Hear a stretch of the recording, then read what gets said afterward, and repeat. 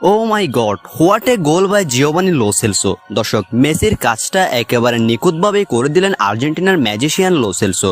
দর্শক, চলছে আর্জেন্টিনা বনাম জর্ডানের বিশ্বকাপের গ্রুপ স্টেজের শেষ ম্যাচ। ম্যাচের শুরুতে জিওভানি লো সেলসো করলো অবিশ্বাস্য একটা গোল। দর্শক, লো সেলসো দুইটা গোল করলেও একটা বাতিল করে দিয়েছে রেফারি, যেখানে ম্যাচের 6তম মিনিটে লো সেলসো গোলকিপারকে একা পেয়ে দুর্দান্ত ফিনিশিং এ বল জালে পাঠান, কিন্তু সেই গোলটা একটুর জন্য অফসাইডে বাতিল করে দেন রেফারি। কিন্তু ম্যাচের 6তম মিনিটে লো সেলসোর গোল বাতিল হলেও 17তম মিনিটে লো সেলসো পেয়ে গেলেন অবিশ্বাস্য এক গোলের দেখা। দর্শক, ম্যাচের 16তম মিনিটের মাথায় জিওভানি লো সেলসোকে ডিবক্সের পাশে অর্থাৎ ডিবক্স লাইনের পাশে ফাউল করে ফেলে দেন প্রতিপক্ষের ডিফেন্ডার অর্থাৎ জর্ডানের ডিফেন্ডার লো সেলসোকে এই জায়গায় ফাউল করে ফেলে দেন। ফলস্বরূপ এই জায়গাতে ফ্রি কিক পায় আর্জেন্টিনা। লিওনেল মেসি মাঠে না থাকায় সেই ফ্রি কিক নিতে যান আর্জেন্টিনার বাঁ পায়ের অন্য magician Giovani Lo Celso.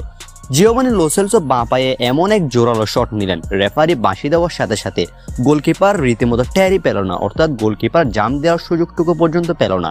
Giovani Lo Celso একেবারে কোনাবারে বলটি জালে পাঠান। লো সেলসোর এই ম্যাজিক্যাল গোলের মধ্য দিয়ে আর্জেন্টিনা 17তম মিনিটে 1-0 এগিয়ে। দর্শক, মেসিকে ছাড়া এটা আর্জেন্টিনার বিশ্বকাপের প্রথম গোল। এতদিন 5 গোল করলেও 5 গোলই এসেছিল মেসির পা থেকে, কিন্তু এবার মেসি মাঠে নেই। জর্ডানের বিপক্ষে স্কোর শিটে নাম লেখালো জিওভানি লো সেলসো, সেটা আবার দুর্দান্ত ফ্রি কিকের মাধ্যমে।